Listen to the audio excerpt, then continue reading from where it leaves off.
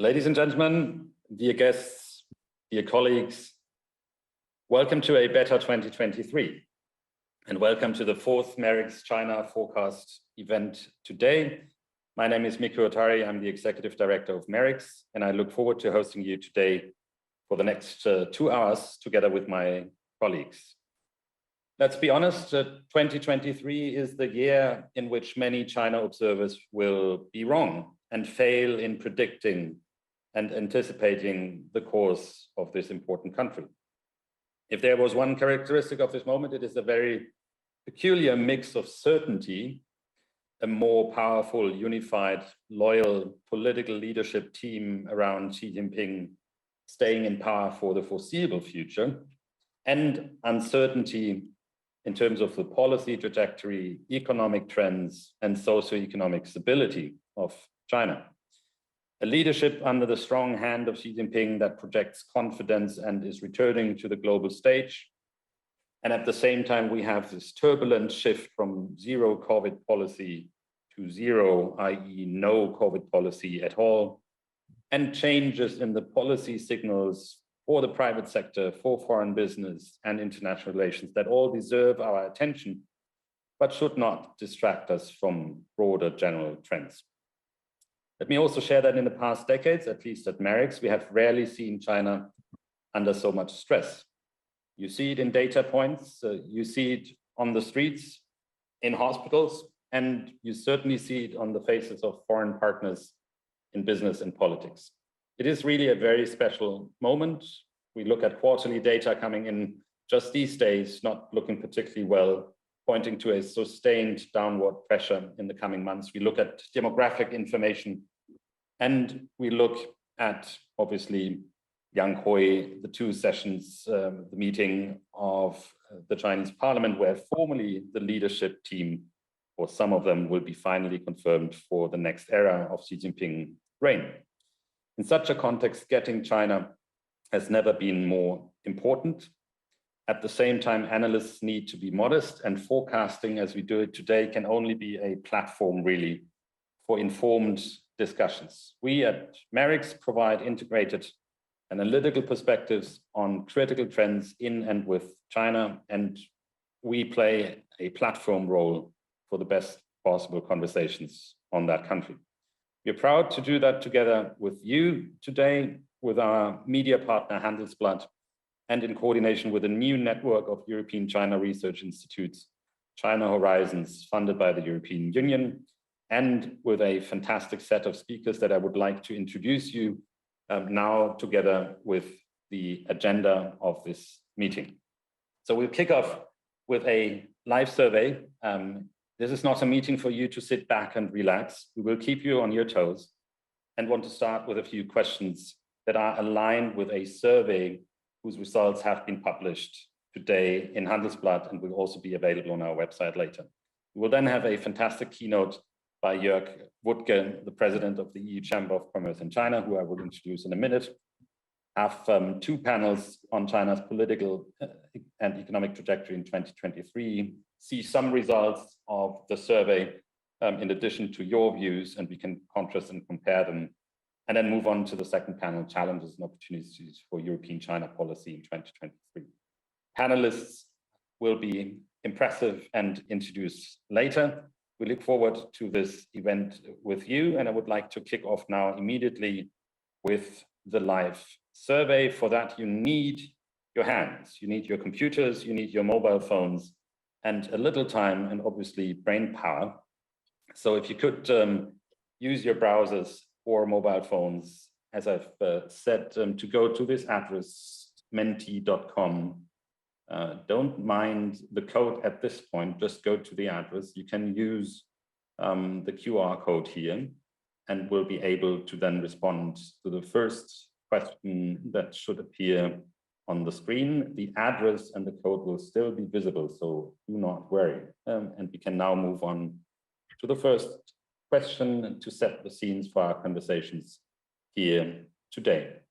How do you expect Europe-China relations to evolve in 2023? It's fantastic to see that already quite a few colleagues have found their ways into that platform And I hope that many of you can join us on www.menti.com using the code that is visible on top of the screen here to share your views where Europe-China relations are going in 2023. And let's wait a few seconds for results to come in. It is quite interesting to see that bifurcation. I think it's an indication of what I tried to outline very quickly earlier about conflicting signals that I think observers are getting currently out of China, where clearly this move out of zero COVID is changing the outlook on China in some pretty profound ways at this point. Now, I realize numbers are still coming in, but for the sake of time, and hopefully colleagues can share their views on the following questions, let's move on to the second question at this stage.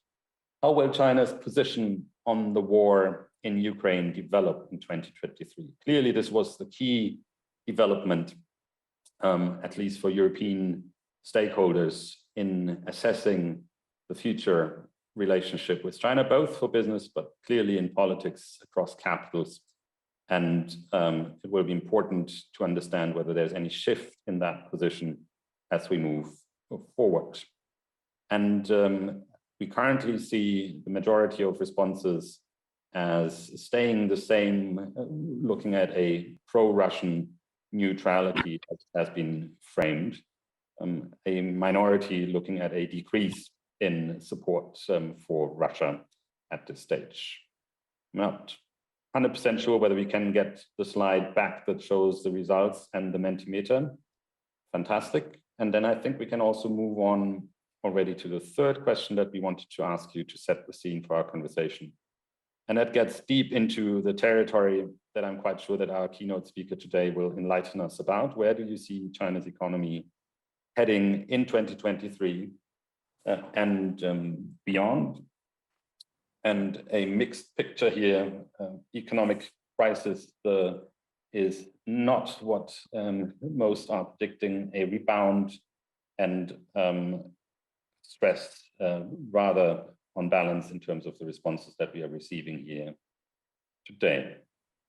Waiting for this to consolidate as a picture. And we'll then move on to the last set of questions. We have seen, obviously, over the past year, specifically November, when this COVID policy shift happened, protests. And that is something that is not particularly unfrequent in China. I think it's a question of attention that we put on it. And in some ways, these protests have been quite unusual. But we wanted to ask you what you think are the key drivers that could lead to more protests in China in 2023, and the majority thinks that economic stress is the key driver of that development.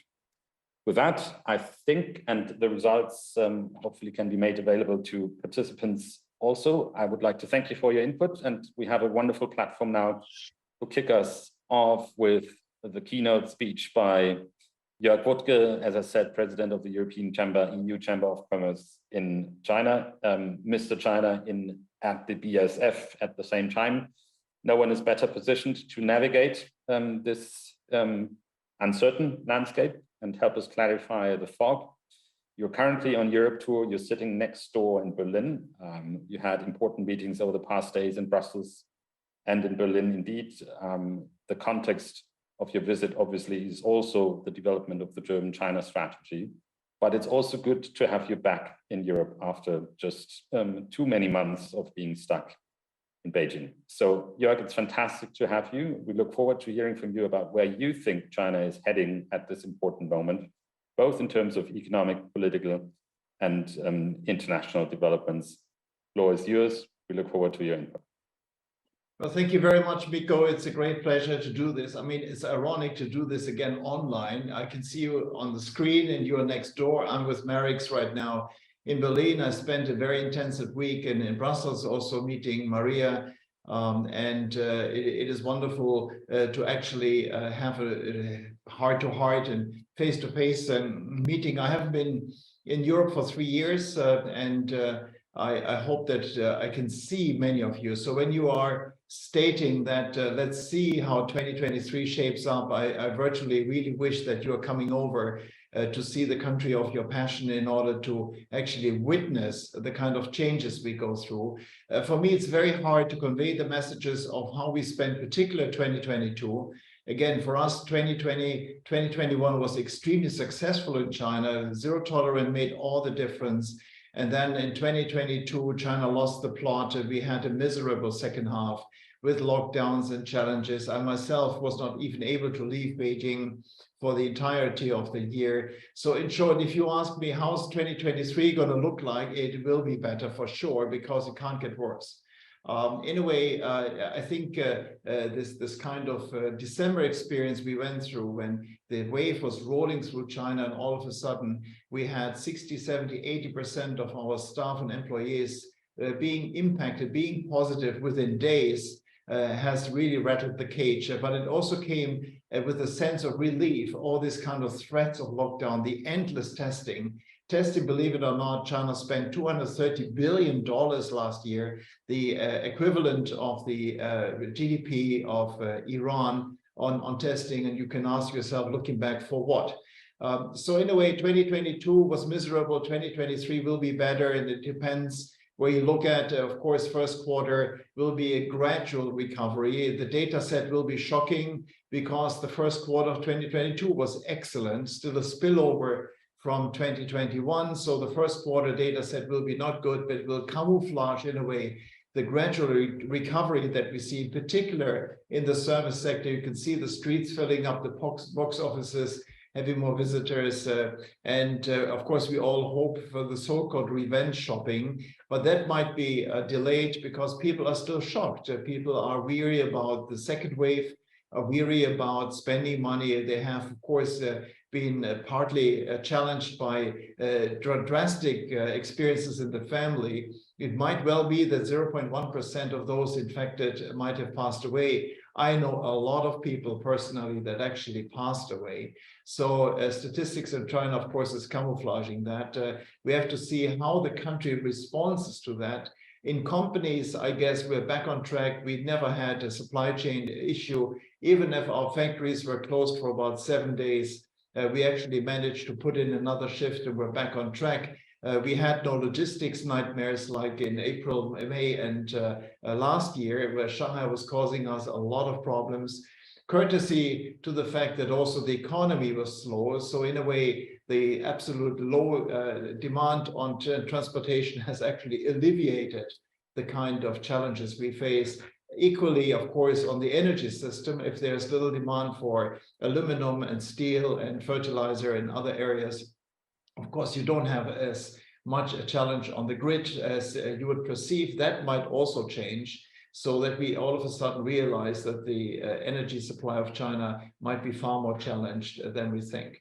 Well, again, we enter a new China, and the transition is hard to figure out. China has proven in the past that in times of crisis, they came up with the best people and the best stories and best techniques in order to get it out. They proved that in 97, 2001, as well as 2009. But the question is, of course, is this new government that's going to be established in March able to actually inspire the economy again? Will they resort to state-owned enterprises, the sort of the pillars of that economy, or will they sort of rejuvenate the private sector that has really taken a hit in 2021? Will they be able to open the doors for foreign business? As a matter of fact, the door is pretty closed still.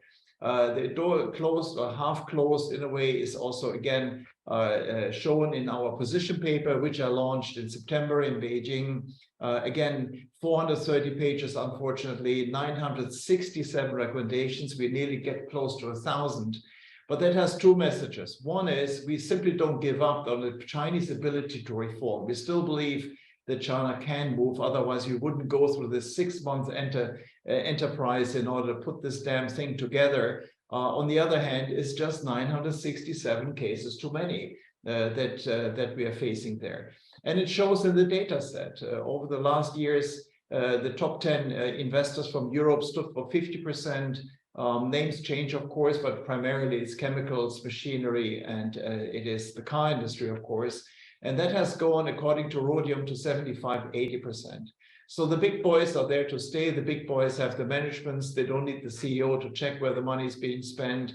Different for SMEs, companies that really rely on the entrepreneurial spirit of their bosses. And of course, these companies have not left China. They put their operations on autopilot and basically ventured into other countries. Now, the interesting thing is that, of course, China has involuntarily opened the doors of many other countries for European business, but frankly, also for Chinese business. We are seeing private Chinese enterprises moving out of the mainland, going to other countries, which does interesting things to the supply chain and the trade pattern between ASEAN as well as China. Of course, many Europeans are suppliers to those companies and actually equally move. So on FDI, we have already miserable data since years. You would expect us to be the big boys in town, but we are, as Europeans, 3.8% of the FDI mix. But again, if you take the Chinese data at face value, you also have to keep in mind that maybe more than 70% actually is return money. So 3.8 looks bad, but at the same time, it might not be as low as we think because there's so much Chinese money going to the investment heavy hitters of Cayman Islands, Samoa, and British Virgin Islands. But again, $8 to $10 billion a year is very, very little. If you look into the data set of Europe investing in the United States, you will find that in 2021, European companies invested more in Texas than in China. Well, this all has to do with acquisitions. 98% of deals in the US is acquisitions. I would say 98% of all deals in China is greenfield, hence the slow takeoff. We create new jobs. We have new technologies there. We don't buy into companies. But as a matter of fact, again, on acquisitions, we maybe have one good story. That was the BMW takeover of 25% of Brilliance in the beginning of last year. That has jacked up the data and caused jubilation in the Ministry of Foreign Affairs. But if you really look into the essence of this, foreign direct investment might as well has been lower than 50 to 70% in comparison to the year before into China. So it has certainly not improved. Well, as a matter of fact, it can be done. We could have more acquisitions. Again, what I'm pledging is, as you know, I'm stepping down of the European Chamber Chair on the 25th of May, and I hope my successor has a position paper in September for the Chinese government on 200 pages, not 430, mainland going to other countries, which does interesting things to the supply chain and the trade pattern between ASEAN as well as China. Of course, many Europeans are suppliers to those companies and move. So on FDI, we have already miserable years. Expect us to be the big boys in town, but we are, as Europeans, 3% of the FDI mix. But again, if you take the Chinese data at face value, you also have to keep in mind that maybe more than 70% actually is return money. So 3.8 bad, but at the same time, it might not be as low as we think because there's so much Chinese money going to investment heavy hitters of Cayman Islands and British Virgin. But again, $8 to $10 billion a year is very, very little. The data set of Europe investing in the United States. We have seen that 5 million containers in the first 10 months of last year have been shipped from China into the European Union, 5 million 40-feet containers, and from the European Union into China, a measly 1.5 million containers. That really shows the distortion in the market opening. Again, 1.5 is nice. It creates maybe 2 to 3 million jobs in Europe, but the European consumer stands for 16 million jobs in the People's Republic of China. So China can only hope that Europe doesn't have a recession because so far the European consumer stood in for the Chinese consumer. The transition has to also be in how China is spending the money, where they're trying to throw money at problems. And there, of course, the DNA of the party is more infrastructure, be it streets, be it bridges, power stations, and so on, all needed, no doubt, but it is a vanishing return basically that China gains from this one. From every buck spent, China has less benefit as they move forward. And so China looks like it has overinvested in the infrastructure stock. China has overinvested in public capital. Now, if you look into the data set there, you can see that China's infrastructure stock is 3 times the United States of America. And if you actually travel in the US, I have been there for 3 years, you can easily see the difference in quality and infrastructure, of course, between the US and China, but frankly also between Germany and China. But infrastructure's stock of 3 times the US is way overspent and not good, because China underinvested in public services, the services that relate to migrants, to elderly, to rural population, in particular after this shock on the health system and on the elderly facing this COVID challenges. So we have to see if China really finds the money, the political will, and the patience to do this far more difficult shift away from another street, another bridge, another soccer stadium that nobody needs in order to generate GDP. So the quality of GDP is so much more important.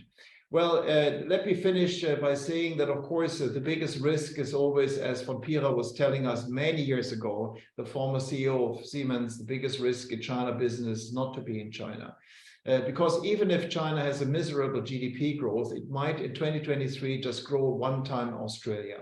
The cake is just so huge that actually even a slow development there will help a lot. And on top of it, we should not forget that China is not just a great place in order to get returns, it's a great place to get inspired. I always call it the fitness center, where Chinese customers are notorious illoyal when it comes to brands. They definitely always want the best, and they don't have the time to wait 3 years for a new product. They want it in 1.5 years. So in a way, what German companies, European companies are learning in China is just to be more risky and to be in the forefront of technologies. And primarily in the chemical sector, I can certify to this one that we need Chinese consumers to be on top of our game, but also in the car industry. China stopped buying cars on wheels, the kind of cars you buy here in Europe still to a large extent. They want computers on wheels, totally communicative. And if our companies are not able, in order to participate in that market, to learn and to compete with the Chinese, then you will see that they end up with Chinese cars being driven on the streets of Berlin. And I end here. Thank you, Jörg. And I can't hesitate here to ask you one question before I hand over to the panel. And you've outlined how the biggest risk is not being in China. At the same time, I think there's few people out there who have been more explicit about the fact that we are looking at a system that is on a political trajectory that is challenging. You've labeled it quite explicitly, ideology trumps economics. Yeah. And if you look at the party constitution, there is a clear statement about the importance of security, national security above development, or at least in line with development. So I understand that it's a place of opportunities, but help us understand a little bit how you see that new balance emerging and what it does to your outlook on the trajectory of our relationship with China moving forward. And then I will hand over to our fantastic panel. Yeah. Well, again, you gave me 10 minutes, which is a little bit longer than Bohemian Rhapsody from the Queen. So I had to limit myself on a couple of highlights there. Again, what strikes me here, coming back after 3 years, of course, the security angle, the kind of relationship people put on Putin and Xi Jinping, the kind of surprise. Again, being in Berlin is even more pronounced, the kind of view that people see through the glasses of Russia, Ukraine, and independence and diversification, and so on and so on.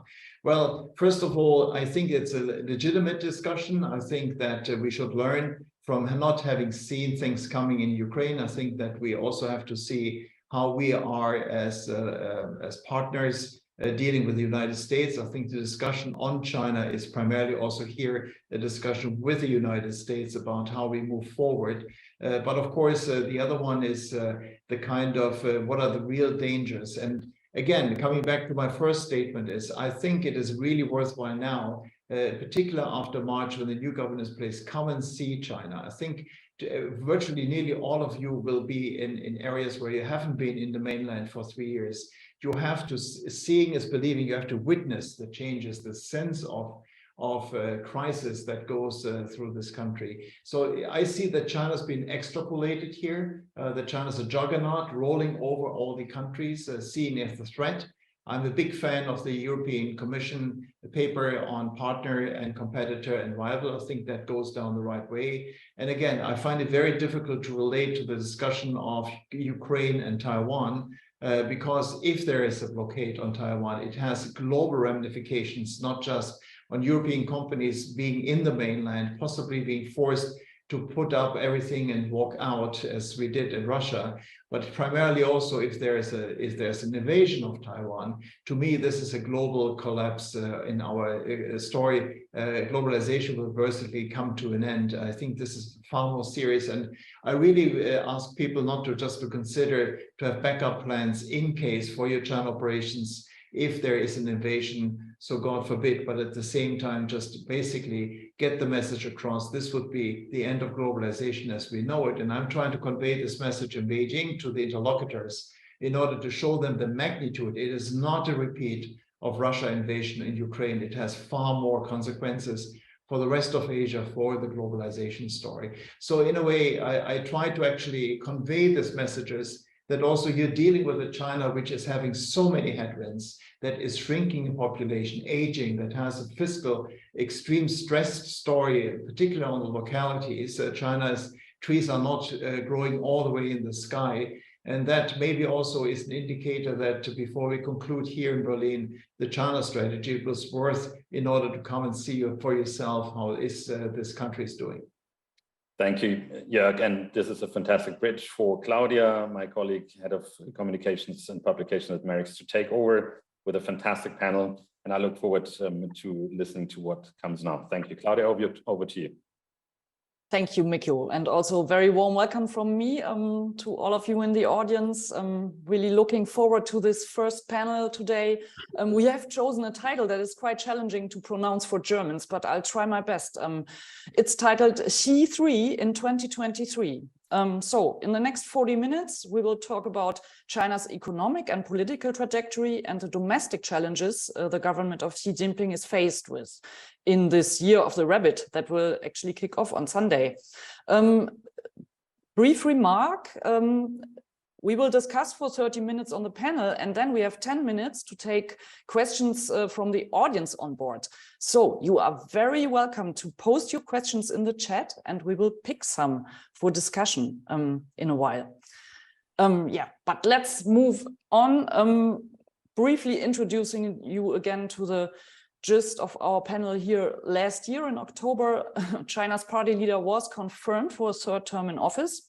But Xi 3 is off to a difficult start after protests in several cities end of last year, and faced with financial troubles also in the regions after those months of testing whole populations. Xi has taken a U-turn on zero COVID approach in fighting the pandemic, a quite disruptive decision that even surprised China watchers and was not fully covered in the survey we'll be introducing today to you later on. But let's discuss, where is China heading in 2023, and how do we expect China's government to deal with the manifold problems it is faced with right now? And to discuss these questions, let me introduce you to our panel. And if yes, here they are. No need to introduce Jörg. Welcome on the panel. Mikko already said you're the EU-CCC Chamber President, and we're so glad to have you in the office today. That's really great. And also joining us today, Alicia Garcia Heredo wears many hats. She's a member of the MERICS Advisory Board, a senior fellow at the European fellow think tank Bruegel in Brussels. She is also the chief economist for Asia Pacific at Natixis Bank, and she advises the Spanish government as a member of the Council of Advisors on Economic Affairs. Welcome, Alicia. Good to have you.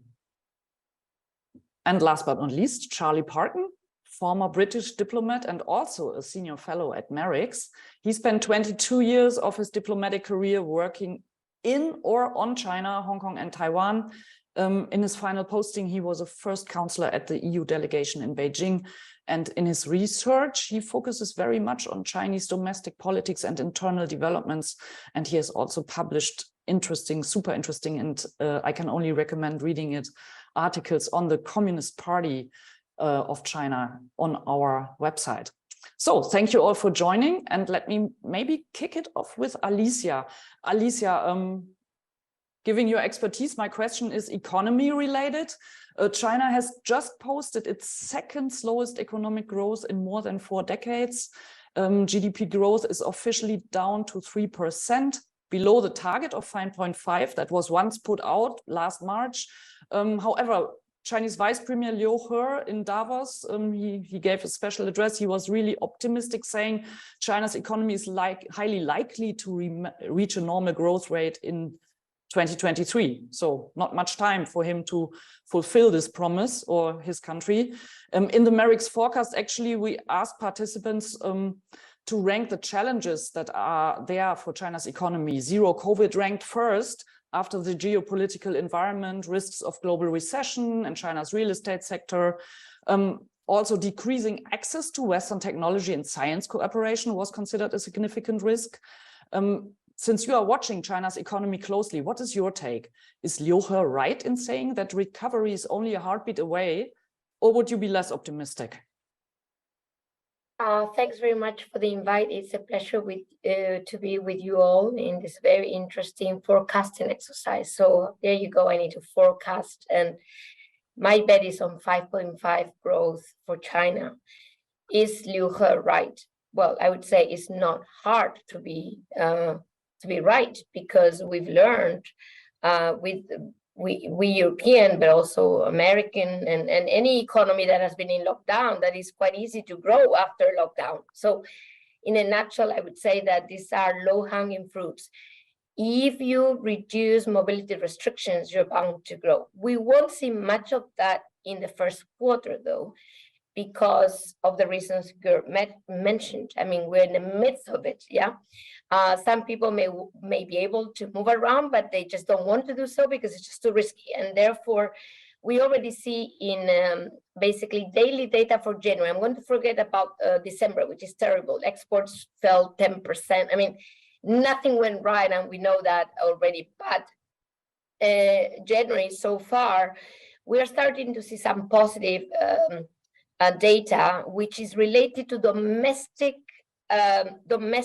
mobility outside of the city, not intra-city mobility, intercity mobility. So people are starting to travel, and we see that very clearly in the data. And people are starting to perhaps go into some housing transactions. They are now up to 0 from double-digit negative growth, but the prices are still falling of new homes, meaning there's a huge stock still to be swallowed. So what I would like to say is that first quarter quite sluggish. Second quarter, you just need to move a piece of paper, sorry to say, for China to grow, because the second quarter was 0.5% growth last year. You know, this is what we call base effect. I mean, literally anything you do will bring growth to China in the second quarter. So on that note, I think that the problem is not for China to grow next year. China is going to grow close to double, from 3 to 5.5%.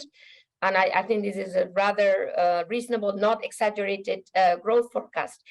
The problem is that China doesn't have the right setup to grow, if I may say so, i.e., you mentioned the real estate sector. Well, that won't be the main problem this year, because restrictions are being lifted. It's like basically growth is being served to the real estate sector in the, through the hands of the banking sector that is forced to lend big time. So that's not where the immediate problem will be. But the problem will actually lie on what that all means in down the road, 2024. We're expecting only 4.5% growth, and further down in 2025, et cetera, all the way to barely 2 to 2.5% in 2030. So nothing, sorry for Liu He, you do this year will solve China's structural problems. And on top of that, the fiscal accounts look increasingly worrisome. Local governments are cash trapped, And that is something that may create some hiccup this year, even this year, because I just can't think of how they're going to finance their expenditure. So I would put the focus for this year in local governments. And I would put the focus on financial stability overall and excessive debt, especially public debt, down the road all the way to 2030. I finish here. Thank you, Alicia. So no matter how much growth will recover, structural problems remain. And you actually included some advice to the Chinese government, focus on local governments. Charlie, may I bring you in? The COVID pandemic is now really, since zero COVID was lifted, it has really erupted, and Jörg just described very impressively how this affects people and citizens in the country. So this, I would say, even though if the protests that we saw in the end of the year have abated and stopped somehow, there still seems to be a lot of pressure. And what do you? How do you see the CCP reacting to this situation? They have really made a disruptive move by just lifting zero COVID.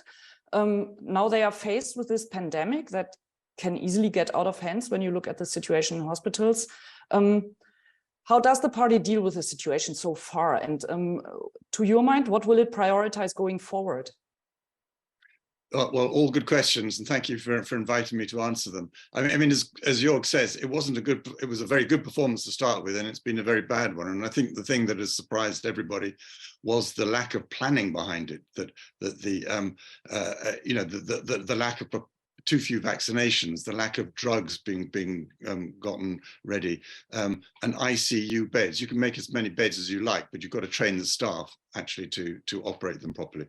So that's inevitably, therefore, I think that if you look at the priorities for this year, and perhaps even in a longer term perspective, health has got to be looming right up there. And what I find interesting is that health reform generally over the last 10 years has not really progressed to the degree that it should. There's a very interesting book which an NDRC think tank put out in 2017. It's the Economic System and Management Institute, and it looks at 5 areas of reform and the blockages and looks why. And I don't think you'd expect to see health there as one of the main elements of reform, but it is. And in many senses that was foresightful, and the party hasn't moved forward on that. So I think it's going to be very difficult for them, because who knows how many waves and what intensity they will come at, and so they have to throw resources at it. And as Alicia said, local governments don't have resources, so it's going to be a tough problem.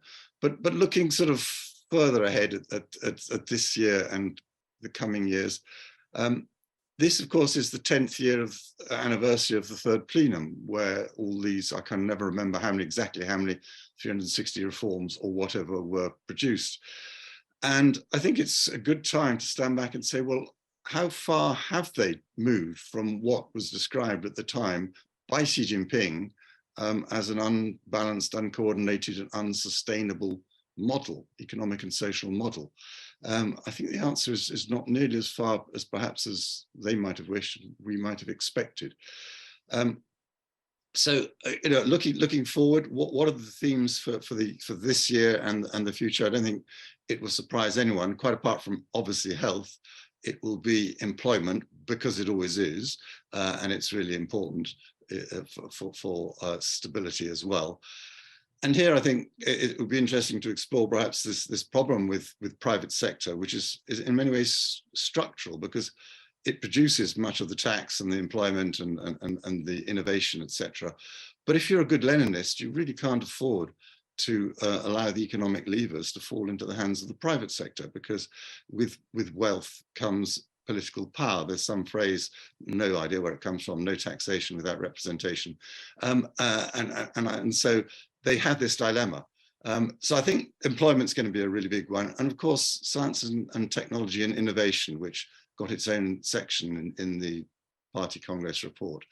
If you're trying to become top dog, which they are, and if the US is trying to stop you becoming top dog, which they are, then it's inevitable that you're going to have to put even more resources into trying to innovate and dominate the new sciences, technologies, and the new industries that come from them.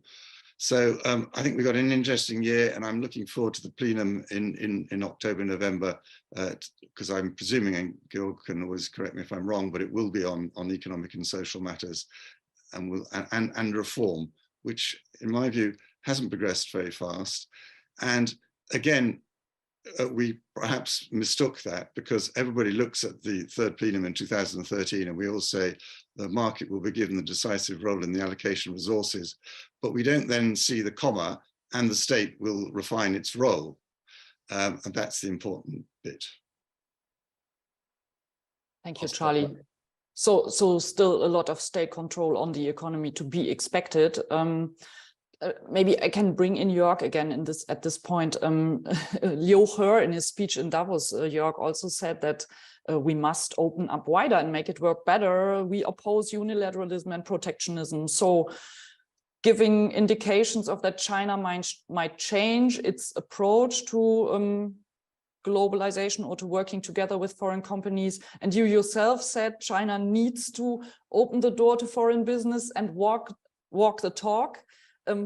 How likely is it that this will really happen? Is Liu He just trying to please the crowd in Davos, or do you think there's a grain of truth in his words?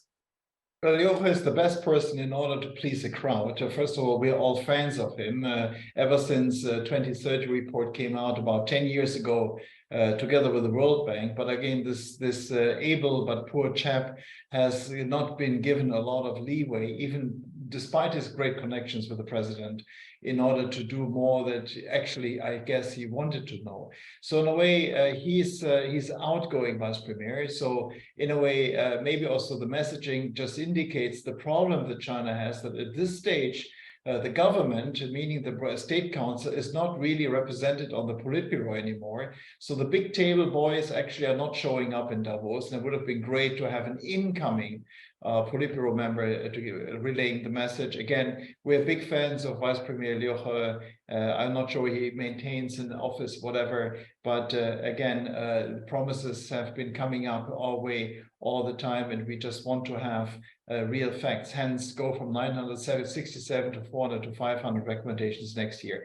I think what's really important to see, are they maintaining kind of this throwing money at problems kind of stage, or are they actually going back to the old good habit 20 years ago, where they actually were rejuvenating the economy with competition? Competition means more foreign players, means a more stronger and certified and clarified stance for Chinese private enterprises. Again, what I sense in my neighborhood in Beijing is among all these venture capitalists, the entrepreneurs, the lawyers, Chinese people that have been the Steve Jobs and the Bill Gates of China, is they don't trust the government anymore since 2021, and their trust is needed in order to get them to put the money into risk areas where they actually can see that they can get some rewards out of it. Common prosperity has been a downer for these people because it doesn't mean a transparent, accountable system like taxation. It means a party official coming down the road and saying, would you please donate? And that's not really something these guys are willing to do. So in a way, we have to really watch the space that these guys are not leaving China for Dubai, Abu Dhabi, the US, New Zealand, and other places. Unfortunately, none of these guys really has an eagerness to go to Germany or Europe. But it's very important for the next stage of the economy to come back to a competitive environment, and there it looks a bit grim. State enterprises are still being sought after, and we don't know how that is. So it's all about what my old friend Liu Mingkang, who was the banking regulator, says. It's all about sentiment right now.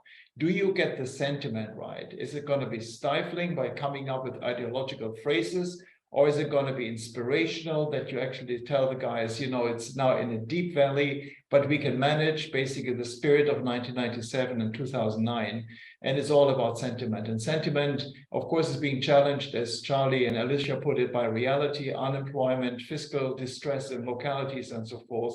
So in a way, good news from Davos doesn't necessarily mean we can see good news out of Beijing. Thank you, Jörg. And yeah, it really remains to be seen whether there will be a more competitive economy or more state-driven economy. Actually, in our survey, respondents were also less optimistic about an opening up or any movement in that direction. People expect more state control will be a defining feature of China's economic development going forward. This is a tour de force panel, so I am already at my last question, and I'm going to ask the three of you all the same question, and it refers to C3. We all know, and we discussed it right now, there is a lot of insecurity in the economy, in the society, see protests. After the party congress in October, everything looked totally different. Xi seemed at the height of his power. And how would each of you assess his position in these days? Has peak Xi been reached, or are we behind it already? Is his situation stable rather than shaky? What would be your assessment? And feel free to pull in something from your area of expertise to explain what this means to us. And maybe Alicia would like to kick it off. Well, I think on for Xi to remain as powerful as, at least as we perceived him right after party congress, he needs to demonstrate that this 180% degree shift in COVID policies is successful. I think it's very important. I would not mean to say for him to stay in power, but for him to remain, or to perhaps to recover the support of the people, which doesn't necessarily have to do with remaining in power, as we all know. And I think that is the key challenge. I think that's why both what I call the smiling Xi from Bali onwards, the charm offensive, not only Europe but elsewhere, the private sector back, the Didi app, the 10-cent games. I mean, it's all like we're different. I mean, and I don't think that means I was wrong. It means I had to go through that, and I'm showing you a different face. But the point is it credible? Does he mean it? And will people believe him? So I actually think it's very hard to rebound in a stable or a sustainable way without everybody believing this. And that's the key challenge. The economy doesn't work just out of command. People need to believe that there's policy predictability. And that's the key challenge now. I think he's making, his best, if I may say, to do so. But of course, does he really mean it? I would end there. And without meaning it, I think he might not be successful in turning the economy towards that more smiling type economy that I've tried to describe. Thank you, Alisa. Passing it on to Charlie. Xi's position, stable or shaky? Claudia, you're asking us to be a sort of Roman Harrispex and look at the Sure. Forecast. Party. And a Leninist system is very difficult to see. But if we have to talk about stable and shaky and peak Xi, I actually would call it plateau Xi, and it's quite a high plateau. And I would incline towards the stable end of the spectrum. And undoubtedly, there are many people who are very unhappy with Xi. I mean, if you look at the recent CCDIA statistics, 4.648 million cases looked at, and 553 central leaders taken down, and 250,000 bureau level, and 182,000 at the county level. That's an awful lot of people with their Guanxi pyramids who are very pissed off with Xi Jinping, if you follow all that down. And yes, the COVID has taken a large chunk out of the trust in the CCP and Xi Jinping in particular, because he made that his own personal policy. And then you add, so well, what happens if the economy does turn down quite badly in 2024? I don't think it will this year. But all that said, Xi Jinping has his people in positions of power, in pretty much all of them. And secondly, the CCP leadership, they stand together. They understand the need for unity. If the lesson of 1989 in China and in the USSR and the fall of the Communist Party in the USSR, that's come home to them, that if you have divisions in the top of the leadership, then you could all be in trouble and the whole system could be in trouble. I think they realize that. So I will go with plateau Xi, just as I will go with plateau China power. People keep talking about peak China. No, I think we're seeing plateau China, no greater, and possibly a slow tailing off of the power, but it ain't going away. Jörg, would you be sharing this view, plateau China or Xi instead of peak Xi? Is that the better way? I agree. Peak China, peak Xi means there's going to be a decline. I don't see it coming. Even if China is slowing down, they add to the GDP of Australia every year. So even economically, politically, stale China might be very, very interesting. I think there will be Xi 4, Xi 5, Xi 6. The man is here to stay. The resemblance I could see is that, and that's sort of a worry I have, is that he might resemble Brezhnev, leading the country to a lower growth trajectory, inability to reform, and then basically sclerotic situations in 10 or 15 years from now. We are not there yet. Again, this country has a vibrant private entrepreneurial spirit that can be unleashed. It has very good government officials still in the ranks. But again, if the sentiment cannot be helped, then these guys are exactly those that are leaving China, or at least turning their back on the levers of power in order to actually make that a positive change. So the way for all of us, it's going to be very difficult to figure out. It's for all of us in order to message to the top that it's in their hands in order to do something. But definitely they hang together, because otherwise they're going to hang separately. Yeah, thanks, Jörg. There's one question in the chat that actually relates to the question of how stable is this government going forward and the whole country. It refers to the protests and the many existing problems that show that social coherence in China cannot be taken for granted anymore. The participants asks whether you would agree with this notion. And the question goes to Charlie, but the others are welcome to come in on that as well. Well, I wouldn't underestimate the pride of the Chinese people in what they've achieved so far, and that might be undermined as if the economy doesn't do so well, and a very strong nationalist feeling. And the other point about social cohesion is you can do it through love, or you can do it through pressure, and I don't ever underestimate the technological aspects of the whole surveillance and repression society, which I think some of the young who joined or watched the protests in November might now be finding, to their surprise, is quite extensive.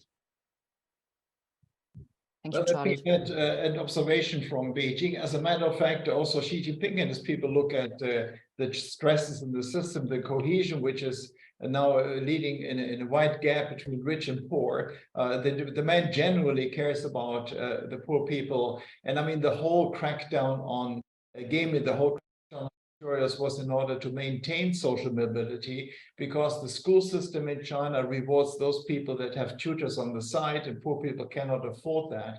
So in a way, there are good ideas in Zhongnanhai to address this, but unfortunately the toolbox seems to consist only on the sledgehammer, and so creating more problems than they're solving. But they are very aware of the social cohesion challenges that we face. But again, also what we are facing, of course, is a decline in birth rates. We have an incredible rise in divorces. We have an imbalance in female-male contribution. And so it's going to be a tough ride in order to actually still regain this kind of can-do and positive spirit that I grew up with in China over the last 30 years. That seems to be a challenge, but it hasn't evaporated. Talking about declining birth rates, it was just announced a couple of days ago, was it yesterday, that China for the first time has a decreasing population on record. And there is a question on the question of demographic growth. Government has prepared for this slowing population growth and an aging society. And the question is, has it really well prepared for that? Or are we in Europe? I mean, the headlines on the topic in European media are pretty alarmist. And the question is this too alarmist? Is China in reality well prepared for the demographic challenge? And the question goes to Alicia, but again, all the others welcome to comment. Well, thanks for the question. I got this question today, same question, so there you go. And I was challenged, so I'm going to try again, maybe a best luck here. I actually think that well, first of all, could China prepare? How do you prepare? I mean, you can, of course, create incentives for higher birth rate. I think China has lately do so. It hasn't really worked because there's so many related costs that would need, I mean, basically you don't have the welfare state needed for basically making it cheaper in a way, economically more sustainable to have children in China, let alone social considerations. But what I want to say, which is a little bit contrarian, is that I don't think the depopulation, because this is what it is, depopulation in China is the main reason for China's structural deceleration. The main reason is basically decreasing, or basically the deceleration of labor productivity. So it's about, if you calculate what I just said, from say 5.5% in 2023 to 2.5% in 2030. Why is that? Why are we going in that direction? At least 3/4 to 2/3, depending on the estimates, is about labor productivity. It's not about depopulation. So now, depopulation could be worked out if China were to introduce capital-intensive innovation, robots, you name it. I mean, I actually think that's not the main problem. The problem is that so far we don't see any improvement in either labor productivity or total factor productivity coming from China's innovation, from China's massive expenditure in R&D. We don't see that yet in the data. And then the question is, why is China's labor productivity or total factor productivity falling? Because of the role of the state in the economy, to be frank, because of the many constraints, because confidence is low. I mean, that's the key. So I would say that the headlines were indeed perhaps exaggerated, if you ask me, because that's not China's main problem, in my view. Just to add to that, Claudia, I mean, I think the party very much is looking at science, technology, and innovation as as one of the ways to deal with demographics. But as Scott Rozelle and Natalie Hell have put forward in their book, Invisible China, another problem is that there's an inadequately educated workforce. And I don't mean at the top level, because China has some very good innovators and educated population, but the majority of the workers is perhaps they're not educated enough and flexible enough to sustain a high-tech economy of the sort that China wants. From my point, seems to be one of the few things that you could predict as demographics, because it seems like an aircraft carrier, very hard to steer, very hard to shift, the direction of it. And again, if you have 115, 117 boys to 100 girls, you can notice the problem in particular as the young part of the population is shrinking. So again, I guess we have a problem. It's going to be gradual, very, very gradual. And also you can see among my friends and neighbors and colleagues that their willingness to have children has been declining rapidly because frankly, they can't afford it anymore. Housing is too expensive, schooling, tutorials, hence Xi Jinping cracking down on tutorials. So it's very expensive to raise a kid in China and to actually maintain this kind of lifestyle that you have. So in a way, I think that China is a declining population, is having these demographic challenges, but they are not going to determine the economy for the next 5 to 10 years, certainly after that. Thank you, Jörg. Yeah, and to all three of you. So this really sounds like a tough one for China's government. There is a question that relates to the recent policies again. Does the dramatic course correction we've seen on COVID mean that we can also expect dramatic responses to economic or geopolitical challenges? And I assume that the catchword Taiwan could play a role here, but leave it up to you to respond. And let me say, as I've witnessed it firsthand in Beijing, as it was not a policy change, it was a capitulation towards the Omicron virus. It was just taking over, and after the 20th of November, it was clear that there were no quarantine facilities as well. But anyway, so let it rip through the country, let it happen. So again, it was not a deliberate, pre-planned policy. And to Charlie's point before, it was actually shocking to see that after they were talking about that China doesn't have the health system to prepare itself, they spent 230 billion on testing and not on preparing the ICUs and the training of the nurses and the doctors. So in a way, can we expect anything on the economic side to be as rapid as this? Certainly not, because again, it was not a policy change deliberate. But again, we hope for that actually they recapture the kind of spirit that in times of crisis, China is its best, meaning don't waste the crisis. And on Taiwan, which you raised there, Claudia, I'm at one with Jörg on that I don't think that there'll be a change of policy, and I don't think they intend to invade or do a serious blockade, which amounts almost to the same thing, not just because globalization would come to an end, but the world economy would crater, and so would the Chinese crater, and the unemployment and the mess within China would be laid at the Communist Party's door, literally.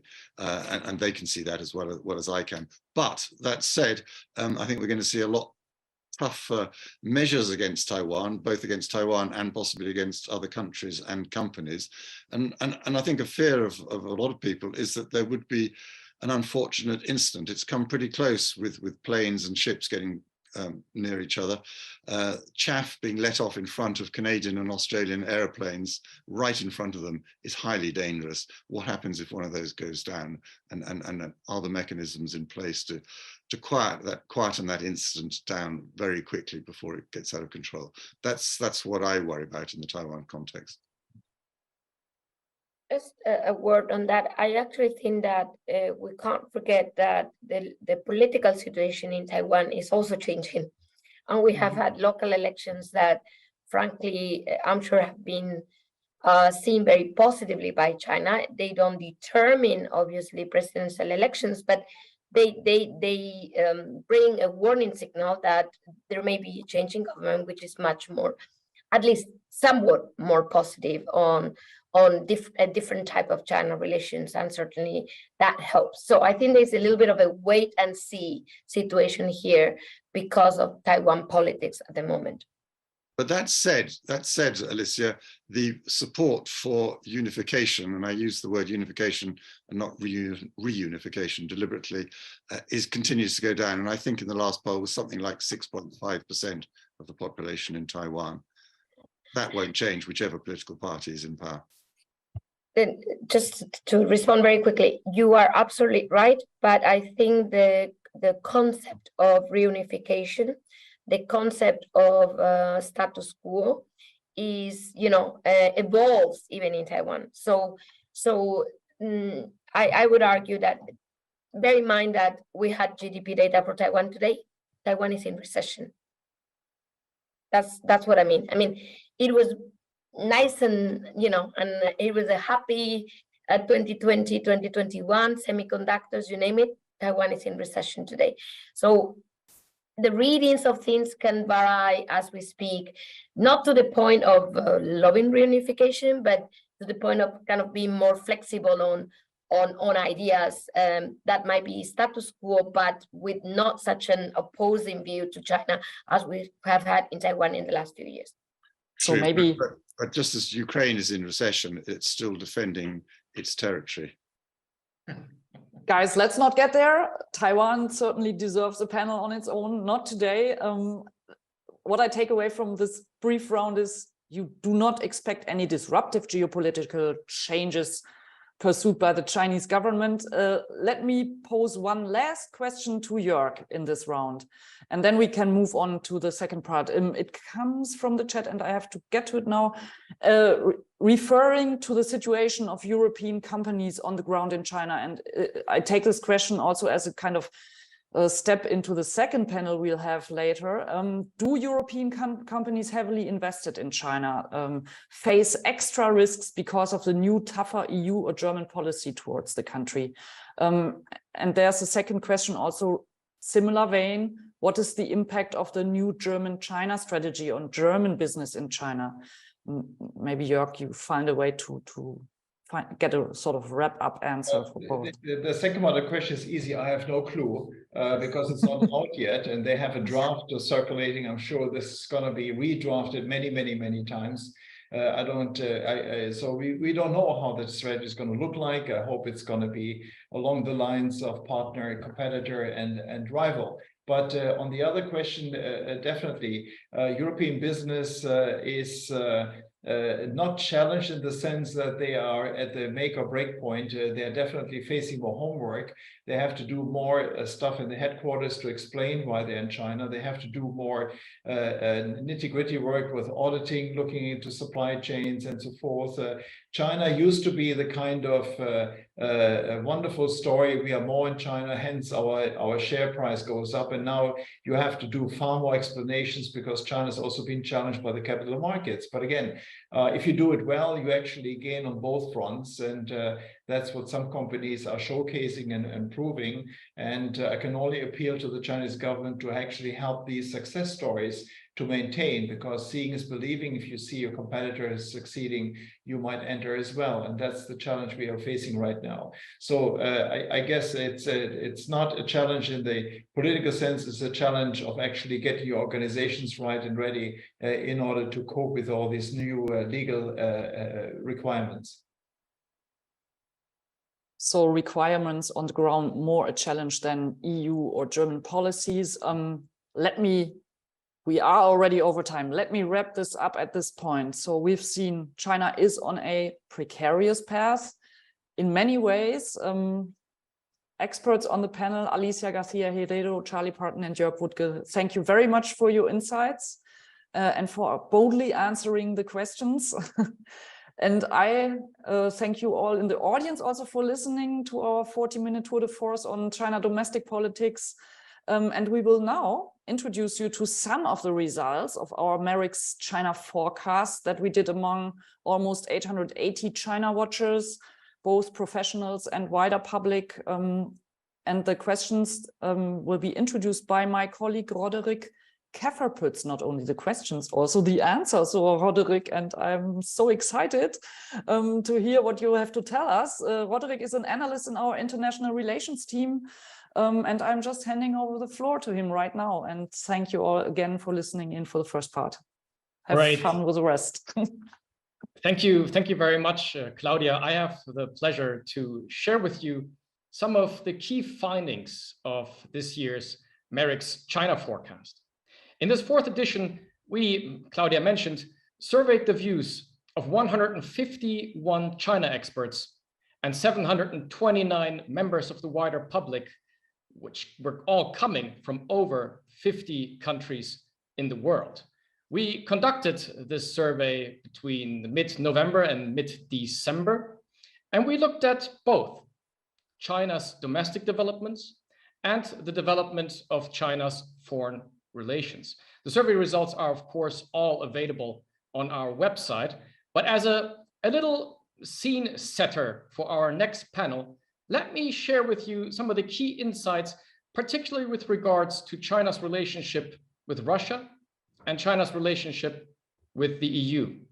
The top concern here is, of course, China's position vis-à-vis Ukraine. With the war in Ukraine ongoing, we asked participants, how do you expect China's position to evolve in 2023? And here you can see on this slide, a majority of respondents believe China's position will stay the same. It will retain a position of pro-Russian neutrality. However, there is a sizable cohort of respondents, around a third, that expect a decrease in support for Russia, while there's only little support with regards to expanding the support for Russia. So 13% of China experts believe that there will be an expansion of support for Russia. I believe this is also very much the result of our Mentimeter. So that seems to be kind of comparing the same. Following on this question, we asked, well, how do you expect China-Russia economic ties to develop this year? And here, the expectation is largely that economic ties will intensify. We divided China-Russia economic ties in a number of different categories, such as Chinese imports from Russia, exports to Russia, investments, as well as the use of the renminbi in China-Russia trade. And we then asked participants to gauge how these metrics will develop over the year. Will they decrease, which here is indicated on the left-hand side, or will they actually increase, which is indicated on the right-hand side? And as you can see on these graphs, in fact, almost the majority of our respondents believe there will be an increase in Sino-Russian economic ties. Take the yellow bubble, for example, on the very top. 65% of China experts believe Chinese imports from Russia will increase this year. Chinese exports to Russia are also expected to increase, as are Chinese investments in Russia, and of course, the use of the renminbi in China-Russia trade. Only the dark red bubble, the one that indicates Russian investments into China, are more on the left, indicating no changes or somewhat of a decrease. Following on this, in fact, this is very different and stands in stark contrast to how we're looking at EU-China economic ties. If you look at the next slide, you'll see that EU-China economic ties are in fact expected to fray. We asked respondents how they see economic ties development in a number of different categories. Will they decrease or will they increase? And we are seeing here a picture of an across-the-board decline. A decline is expected in science and technology cooperation, EU investments into China, Chinese investments into the EU, EU exports to China, as well as the number of EU citizens working in China and Chinese citizens working in the EU. Here again, there's one outlier, and that outlier is Chinese exports to the EU, which are expected to somewhat increase this year. So this stands in stark contrast to Sino-Russian economic relations, which are expected to intensify, whereas EU-China relations are expected to fray. And this might be because of regulatory action as well. On the next slide, we asked participants whether they would support or oppose 6 different policy options. And as you can see here, there is strong support for these options that would increase regulatory measures on the economic relationship, such as measures to support diversification away from China, strengthening inbound investment screening mechanisms, increasing export controls of key technologies, and deepening transatlantic economic cooperation. There is somewhat less support for a bilateral trade and investment agreement with Taiwan and an outbound investment screening mechanism for the EU that would regulate European investments going into China. Now, before I finish up, let me conclude with 2 final slides for you that look at what are the challenges and opportunities the EU actually has with regards to its relationship with China. As regards the challenges, the top 3 challenges foreseen are first and foremost EU unity on China, secondly, China's position on the war in Ukraine, and then pressure from the US to align against China. After these top 3, we have a bit more of economic issues that are seen as challenges. Issues such as tech transfer and loss of competitiveness, or the lack of market access. At the very bottom, the issues that are seen as least challenging are in fact engaging on climate change and China's influence in the global south. To the contrary, if you see on the next slide, engagement on climate change is seen as the biggest opportunity for cooperation within the EU-China relationship. This is followed on issues such as debt relief for third countries, combating the pandemic, and with regards to the wider public, also trade, investment, and market access. Here, on this opportunity slide, while the EU-China relationship will face a lot of geopolitical challenges, although there are opportunities for cooperation on issues of transnational concern, such as climate change and, of course, combating the pandemic. On a last note, let me thank everybody who participated in this year's MERICS China Forecast, and then hand over to the moderator of our next panel, Ms. Nicole Bastian, who is the head of the Foreign Relations Department at our media partner, the Handelsblatt. Nicole, over to you. Thank you very much, Roderick. Well, welcome to the second panel on the very interesting topic, Challenges and Opportunities for European China Policy in 2023. We just heard that in the survey, the experts see rather a decreasing trend in economic relationship. And there was also one question on the relationship, the economic relationship in the next 5 years. And I found interesting that most of the participants rather saw a trend of economic decoupling between the EU and China. Well, a lot to talk about on the panel with three very distinguished participants, who I want to introduce to you now. We have Maria Martin-Pratt with us. Hello. She's the Deputy Director General of the European Commission Directorate General for Trade. And she has been the EU Commission's chief negotiator for negotiations with China. Then we have with us Marlene Out. She's the director of the China program at the Raoul Wallenberg Institute and also a MERICS board member. And we have with us Alexander Gabuyev. He's a senior fellow of the Carnegie Endowment for International Peace, focusing among others on relations between Russia and China, and in the process of establishing the Carnegie Russia Eurasia Center in Berlin this year. Thank you very much, all three of you, and I'll start with you, Maria. Perhaps you can give us a feeling what your view is on the key chances and challenges for EU-China relations this year. Thank you very much, and good morning or good afternoon to all. It's always a pleasure to be here. And I must say the start of the discussions today has been extremely interesting, including the findings of the MERICS survey that was just described. If I was to briefly refer to what I think are going to be the important trends in the EU-China relationship, I think we will maintain what I will refer to as a healthy level of political and economic realism.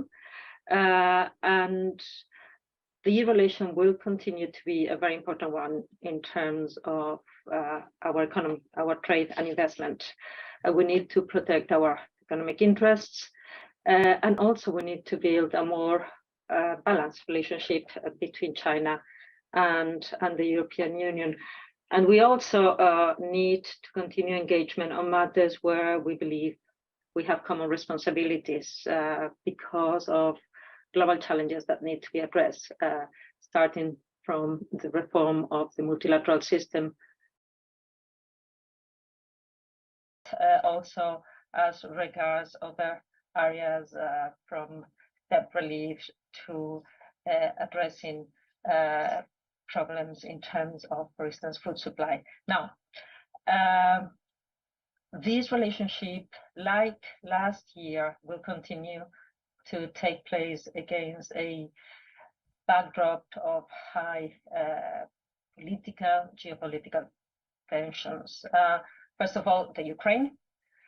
We have all been discussing the position of China vis-a-vis Russia. This concept of pro-China neutrality is, as you know, a very uncomfortable one for Europeans, and we will be watching very carefully what's happening there. There's no secret the position that China has taken vis-a-vis the invasion of the Ukraine by Russia is one that has had and will continue to have a big impact in our relations with China. Then we do have very, very important geopolitical tensions in terms of the relation between the US and China, and those do have an effect on the rest of the world. There is no doubt about it. And finally, I think it is also important, and there's been a reference to it already, to keep in mind the possible evolution, and I hope the realistic type of forecast that we have been listening to right the evolution of the situation in terms of the Taiwan Strait tensions. Just one quick follow-up question. You talked about a more balanced relationship between the EU and China. Can you give us one or two examples what you have in mind there? In terms of a more balanced relation between the EU and China, it is very clearly in terms of when I talk about trade and investment, is in terms of market access, and is in terms of addressing the discriminations and the barriers that we continue to face behind the border in China. So I think that is a very classical one. But if you allow me, and I finish very, very quickly, 3 questions that I think will define our relationship against the backdrop I just described.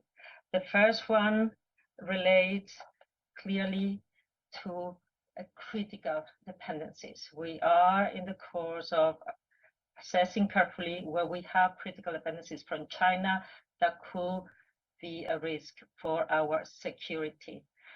We are talking about de-risking, not about decoupling, but that would be an important theme.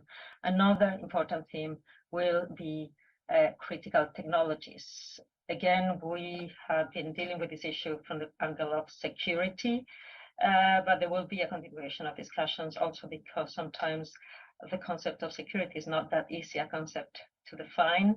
And we will also see a lot of discussion as regards technology and the green tech angle, including latest developments we have seen in terms of subsidies. So just to say, we continue to on with what you could say is a classical situation vis-a-vis China-EU relations back in 2022, now in 2023. But critical dependencies, critical technologies, in my view, will play a very important role in the year that we have before us. Thank you, Maria. Malin Alt, I would go over to you with the question: if you, where do you see the most important points in balancing the EU-China relationship, and how close does the EU position have to be to the US position vis-a-vis China? Well, I agree very much with Maria Martin-Pratt. I had also noted that I think on the EU side, the relationship will be defined or characterized by realism and renewed attention to geopolitics in 2023. 2022 meant the definitive end of wishful thinking or of Wandel durch Handel, and a realization in Europe that there's no automatic relationship between trade and democratization. So I definitely think we've seen a paradigm shift in how Europe views and relates to China, meaning that going back to business as usual, even now with new COVID policies in China, is not an option. I think also importantly, the relationship will be defined by the sort of perfect storm of hardship that we're facing globally, the multiple crises, perma-crisis and polycrisis are new words in 2022. We need to tackle these. We need to tackle these, including together with China. So this will require a lot of our leaders, both in China and in Europe, and an ability and a better ability in Europe to tackle these issues in all their complexity. So what I hope we'll see the end of in terms of European policy towards China is compartmentalization. I hope we'll see an end of sort of binary or false choices, and that will break down the silos between different policy areas, instead of framing our relationship in terms of either we do business or we raise human rights, or we either cooperate or confront China, because I think such binaries are completely unhelpful in actually addressing the challenges we are facing. On China's side, I think the relationship or how China views Europe and the world is through the lens of China's so-called struggle for discourse power. China's ambition has since 2015 been to become to move from being just a rule taker to being a rule maker on the international stage. So I think we need to watch out for China's domestic legislation agenda, which now also includes domestic laws with extraterritorial applicability, the so-called foreign-related rule of law, 涉外法治. China and Russia essentially wants to take the world back to sort of pre-World War II understanding of international law, where sovereignty and non-interference trumps human rights. So those are the things, in broad strokes, what I think we need to look out for. In terms of US comparing European approach to US approach, I think it's clearly so that the US approach to China differs to everyone else's. The US approach, like China's approach, is defined by great power competition. That will never be the EU approach. So I think Maria's definition of de-risking, not decoupling, is very good. We will not, I hope, move towards a sort of total securitization of the relationship or towards weaponization of trade.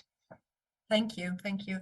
Just for you in the audience, if you have any questions, post them in the chat. We are very happy to include them and discuss them here if time allows, and to integrate it in the discussion. Alexander Gabuyev, we mentioned Russia and China's pro-Russian neutrality a couple of times now. You're an expert on the relations. Can you give us a few, if you see any changes in Beijing's position? There has been a lot of speculation about this, and how you see also in this regard the charm offensive we see now with Chinese politicians and bureaucrats trying to reconnect to the US and EU. First of all, pleasure to be with you as always. I don't think that we're going to see major changes in China's approach to Russia's war against Ukraine this year, absent major escalation on the Russian side, including use of weapons of mass destruction, which most likely will not happen, but we never know, since the situation on the front lines is clear as mud. One thing is clear, that this war, unfortunately, will continue throughout the year and will shape China's approach to a large extent. I think China is pretty comfortable with its current position, which some would say is fence sitting, but I think it's much more comfortable than sitting on a fence. It's sitting on something similar to the Great Wall of China, where, as many of you have been there, is quite comfortable. On one hand, you can continue to say that you don't recognize Russia's illegal annexation going back to Crimea, you don't recognize the illegal annexation of 4 regions of Ukraine, and you are against the war and you fully support Ukraine's sovereignty and territorial integrity. And on the other hand, you still say that NATO is the root cause of conflict, and the American military alliances are the evil that brought us into this all, and then you don't support unilateral sanctions. Depending on who the audience is, China can go up and down in toning those messages. I think that recently, since around July, we see that the criticism of NATO and the talking points around the sanctions have gone down significantly. But then everything else, which is not included in the scope of US export controls and the sanctions, is allowed. And that's a lot.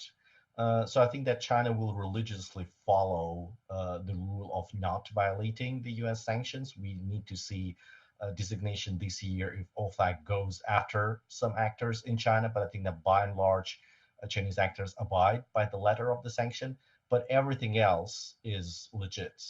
We saw that in trade figures, Russia-China trade has grown last year by roughly 30%. I think that the metric volumes of trade will continue to grow. We don't know the money because we don't know what the commodity prices will be. But by and large, I think that the course will steady. What is indeed changing, Nicole, is that China is indeed trying to frame its policy towards Russia for the European audience.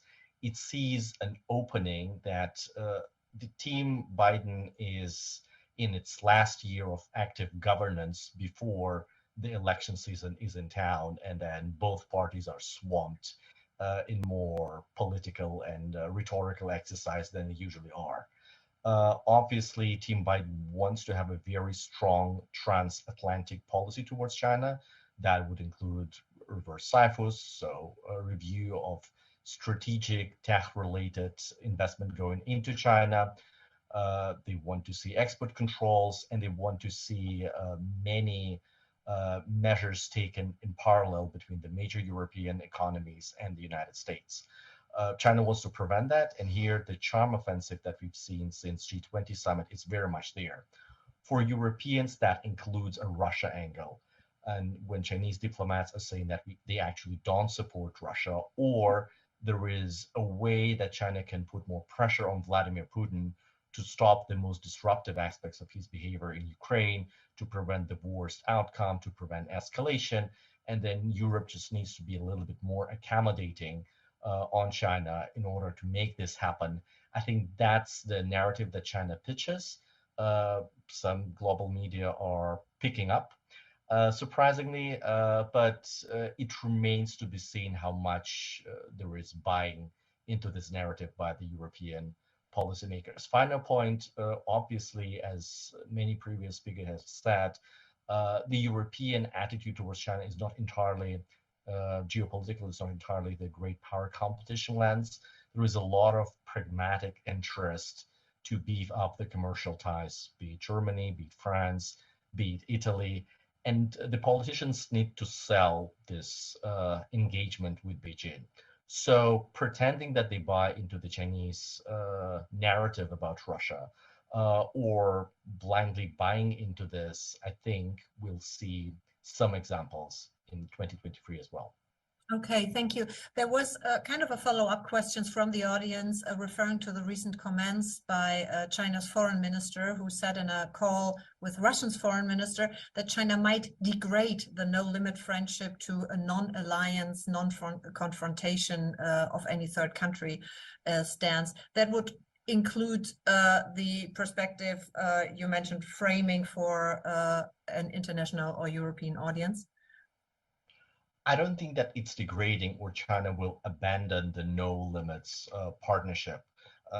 The notion that China-Russia strategic alignment is not directed against the third parties has always been there. It travels from one Xi Jinping, Vladimir Putin declaration to another.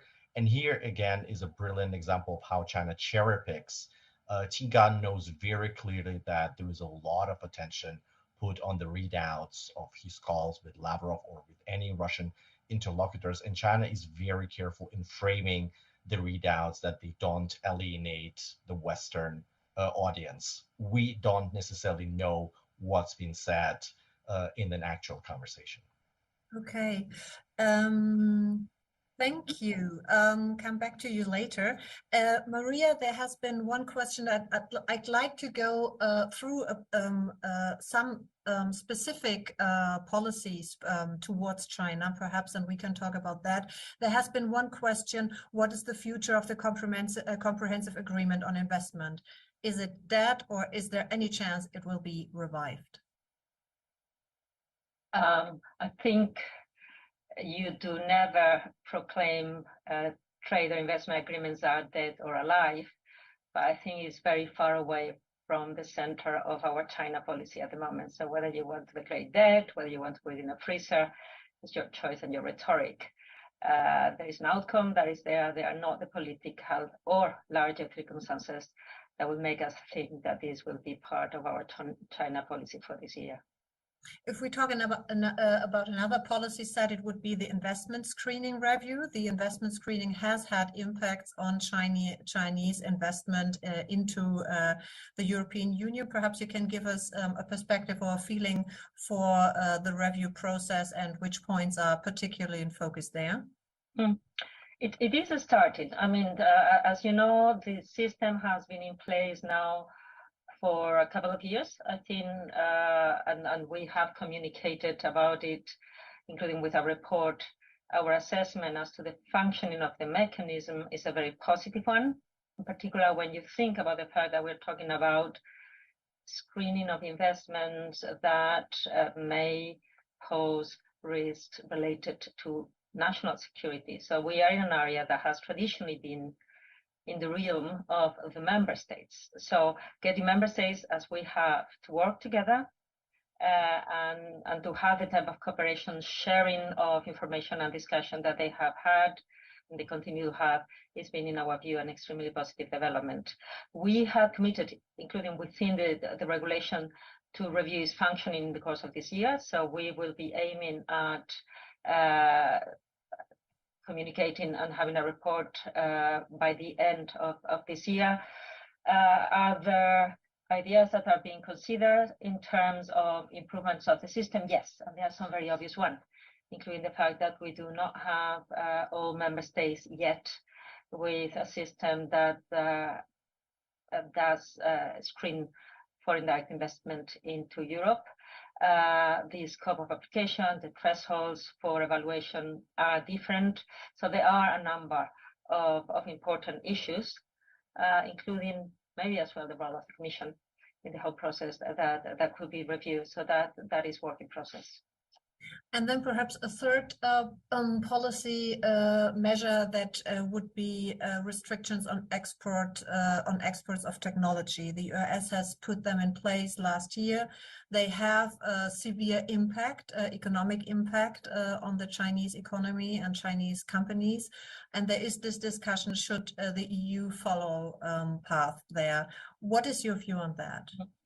I think here we need to be very clear as to the difference between export controls in order to protect our security and export controls in order to protect technology interests. And that may be an important difference between the approach of different players, such as the US and the EU. Our policy has been, and in the same manner that we have a system of a screen of inward investment, we have a system that coordinates with member states the export of certain technologies, dual-use technology. Our approach has been and continues to be that it is important to control those when they do pose a risk in terms of security. It is a system that, again, a little bit like the FDA screening, is based on a security concept, is based on member states' competence. We do also consider if there are ways in which it could be improved going forward. But it's a more traditional approach if you want to export control. What we have seen, in particular with the measures taken by the US and their extraterritorial effect, is broader, and is something that we are still in the process of discussing with member states and with the US, and also in a collateral context with Japan.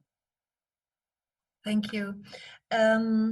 Perhaps, Alexander, to you the question, what could the EU do to get China more on board and cooperate, well, intensify areas of cooperation and rebalance the relationship, as Maria mentioned before? I think that the Europeans have to figure out how much they will be on board with the Americans and how much there will be the same course after the 2024 election. We might not see administration of President Biden. We might see quite a different approach, either similar to Trump's approach or something entirely new. No doubt that it's going to be pretty hawkish and that there's going to be some continuity. but what's the long-term view of where the balance is between the national security concerns, technological concerns, and how much the EU will be on board with this broader agenda, to me remains unclear. If you want to bake in the Russia piece in it, I think that the hopes are pretty shallow that there is a degree of EU pressure on China or engagement with China that will result in China's change on support for Vladimir Putin and Russia. China is brilliant in compartmentalizing this. I think that the impression they have is that their agency and ability to influence the Russian course of action is very limited. You hear a lot from the Chinese interlocutors that if Joe Biden and the West offered Vladimir Putin off-ramp before the war, like all of the diplomacy proposals that Americans have put on the table, if sanctions were used as a leverage to correct the course of Russian action on Ukraine, and that didn't work, what else does China have to put on the table? Like, Russia's foreign policy cannot be controlled by China. It's a hurricane. So I don't think that this should be baked in, and China policy should be guided on the merits of its own, and the Russia-Ukraine element should be removed from it. Thank you, Martin. I would like to talk with you a little bit more about China's global ambitions. We saw the global security initiative and the global development initiative. There's also one question from the audience. What role will China play for the global South in the years to come? So perhaps you can give us a view on what you expect in the next years on the foreign policy of China towards Global South and Indo-Pacific, for example. Well, I think it was, formulated by Xi Jinping in 2015 when he launched the shared destiny of mankind. And essentially it's about win-win cooperation between states and, as I said before, a sort of traditional understanding of international law where sovereignty and non-interference trump human rights and intervention. I think in relation to the talk about sort of charm offensive, like Alexander, I wouldn't make too much about this softening of tone. I think the content of Xi Jinping's diplomatic agenda remains the same, both in relation to the Global South and to Europe. And China is putting a lot of resources into both development cooperation with the Global South and to competing in terms of setting international norms, rules, and standards globally. In terms of policy tools, EU policy tools, I think Maria made a very important distinction in relation to export controls. And I think we should make also such a distinction in relation to sort of the difference between business risk and human rights risk in China. And I think the question of corporate respect for human rights has really gained momentum in Europe. There's important supply chain and due diligence legislation in the pipeline. And the purpose of that legislation is to ensure a level playing field and harmonization with international standards in relation to China. I think that it will be a very important tool in the toolbox for the EU going forward. Right. Also in addressing competition with China in the Global South. Yeah. A question from the audience, first to you and then to Maria, perhaps. How do you see the RCEP, the Regional Comprehensive Economic Partnership, developing? And will it have impact on the EU? Malin, first to you and then to Maria, the same question I would say. So I leave that to Maria to answer first. Okay, then Maria, please. Happy to reply. How do we see RCEP? RCEP is part of a trend that we see in the Indo-Pacific, where many of the countries in that region have engaged in a good number of plurilateral and sometimes bilateral or trilateral agreements. You have RCEP, which has the specificity of having China among its members, but you also have the CPTPP. And you do have a number of agreements in place on specific issues related to digital trade. We do not necessarily see a problem. We are not part of RCEP, no intention to be, but we are very active in the region. We do have important bilateral free trade agreements with countries like Japan, like Vietnam, recently concluded with New Zealand. We have it with Singapore, negotiating with Australia, etc. And we are also engaging on specific discussions on, for instance, digital, both bilaterally and in the context of plurilateral efforts in WTO. By the way, the US is also very much engaged in the region through IPEF. So all that to say, it reflects interests and a trend toward links that has been ongoing for a number of years, but is not something that we believe necessarily affects our relations and the level of ambition that we have when we relate to economies in that region, which is higher than the level of ambition that you find in RCEP. And then two questions from the audience also to you, Maria.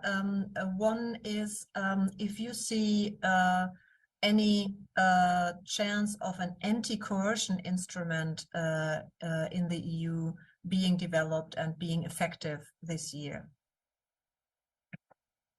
Yes, definitely. And how does that look like? Well, it does look like what we are negotiating. We have been in the process of negotiation, and we continue, but we're very well advanced. As you know, or may know, we are now at the process where you have the negotiations between the two co-legislators, so the Parliament and the Council, and we hope, you know, with legislative processes like with trade negotiations, you can never say we're going to be done by this point. But what I can say is that it is very much advanced in the legislative process. So I think I'm not being widely optimistic if I say that I think we will have the text adopted this year and enter into force within the year, I hope, as well. And then a follow-up questions on the comprehensive agreement on investment, which is put in a freezer. There is one question. Well, when Charles Michel was in Beijing late last year, he was quoted by Chinese state media that EU could pick up discussions on the comprehensive agreement again. What do you make? I will take Chinese state media statements with a pinch of salt. Okay, that's pretty clear. Now, I would be interested in your three views on the expectancy in the survey that we will see in the next 5 years a decrease, a kind of a decoupling, or is it de-risking at least, a decrease in the relationship between the economic relationship between China and the EU. Would you agree on this? Perhaps we'll start with Malin. Well, I mean, it depends on what we mean by decoupling or de-risking. I hope we will not see a further human decoupling. I hope we'll, like Jörg was saying before, I hope we'll start traveling and that there will be people-to-people exchanges again with China, for sure. I don't think, and I hope we haven't seen the end of globalization. We are interdependent and integrated. So yeah, of course, there will be de-risking. There will be a focus on reducing dependencies in relation to China in specific sectors, which makes good sense, but that doesn't mean sort of we should throw out globalization and human contact out the window. Alexander, what's your view, also comparing perhaps this midterm development of China-EU economic relations to a 5-year perspective on China-Russia relations? I think on EU, the geopolitical drive and how the US goes about it, with the remaining time for Team Biden and with the new team, will be critical, whether there is appetite to use the export control instruments to go after some of the European producers and exporters to China, where there is IP involved or US equipment involved, and go after to limit the stream of this technology to China. That will be very impactful. And then whether this strategic thinking on how to reduce vulnerability going forward, given any potential Taiwan scenarios down the line, 5 years from now, more years from now, whether people want to learn from mistakes on Nord Stream 2 in Germany, this all will be very important, shaping the policies for many years to come. I think that with regard to Russia, again, the stream of goods will be growing both ways. We don't know what the monetary value of that will be because it's more a function of commodity prices this year, but the growth will be there. It will be steady. On natural gas, it takes up to 6 to 7 years for the Russians to build a pipeline to China that will bring the same gas that was feeding the European market before the war. It will be coming on Chinese terms with very limited or no take-or-pay clause. Takes time to build infrastructure to redirect other flows, but it will be done, and it will be done increasingly on terms very favorable to China, dictated by China, and then the payment will be going predominantly through RMB and Chinese financial system. Maria, perhaps your view on the midterm perspective for EU-China relations, and also combined perhaps with the question, how unified are European countries in their view on how China's strategy should be implemented this year? On the midterm, it is, with the current geopolitical background, it's always very difficult to try to forecast. My hope will be, that I think anyone's hope will be, that we are in a scenario where we are able to address vulnerabilities that are risky, where we are able to rebalance what it is currently not a balanced relationship in terms of trade and investment, and where we can engage in the understanding that, okay, we might have different political and economic systems, but we need to coexist with them, and we are determined to make sure that their system does not have a negative effect in our internal market competitiveness and also in our competitiveness in third markets.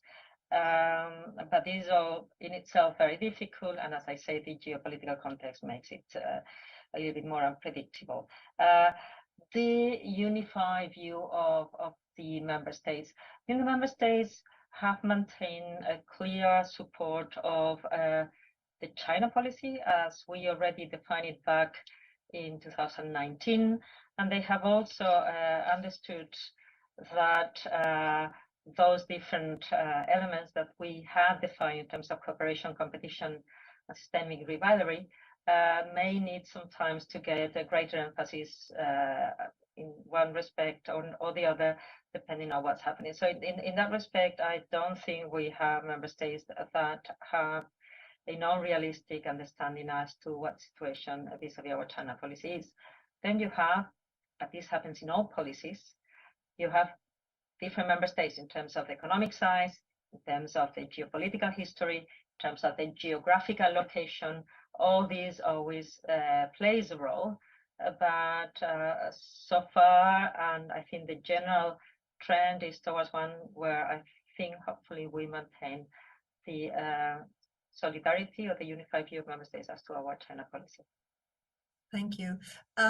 A last question from the audience, and as we were focusing on politics and economics so much, I would like to include it and pose it to Marlin. What's your view on the development of an impact of the EU on the human rights issues in China, especially in Xinjiang? The potential we have for impact, or what was the question? Yeah. Sorry. Yeah. Well, I think clearly we did previously overestimate our power over China, or to change China, which sort of was the thinking a bit underpinning the Wandel durch Handel approach before, and sort of underestimated China's global ambitions and China's will to shape the world, and so I think we are more realistic now about our abilities, and I think the focus now is on strengthening our democratic resilience and EU unity rather than focusing on changing China. With that said, of course, we have also in our relationship with China, China has also been socialized into accepting international human rights norms. China has ratified many of the core human rights treaties. Now there's also more emphasis on the role of business. I think that is very necessary, because it can't just be, an issue for diplomats or human rights diplomats to raise human rights with China. I think it needs to be integrated into business operations. Business also have a responsibility to respect human rights in their operations in China, and I think we've made progress there. There is some momentum there when it comes to corporate responsibility, as I said before. So I am hopeful. I think we need to move beyond the binary of sort of we either do business as usual with China or we have to leave China. I think there are many ways of doing business in a more responsible manner that respects human rights in China. I don't think sanctions or punitive measures towards China or even, leaving Xinjiang is necessarily the answer. I think we also need to have collaborative approaches, building capacity in China and empowering workers. That type of approach. So a comprehensive approach that uses all the different tools in the toolbox, including sanctions, but also collaboration and cooperation to improve respect for human rights in China. Thank you, Maria, Marlin, Alexander, for really some fascinating points. And with that perspective, I hand back to Mikko Huotari. Thank you for this fantastic panel that wraps up our today's conference, MERICS China Forecast, the 4th edition. We are very grateful for fantastic inputs from fantastic speakers. And I'm extremely pleased that at the outset of this decisive decade and at the outset of this critical year, we have had the opportunity to listen from and to some of the most important experts that work on these issues. Getting China right has never been more important than today. We all have to, I think, learn a good degree of analytical modesty and engage as much as possible in critical and controversial debates about the right way forward. And where China's leadership takes the country clearly matters to all of us. And I would like to thank the audience, our partners, Handelsblatt in particular, but also the China Horizons group, the team in the background for this wonderful discussion today. Thank you all. Have a very good day, and we look forward to being in touch with all of you. Have a good day.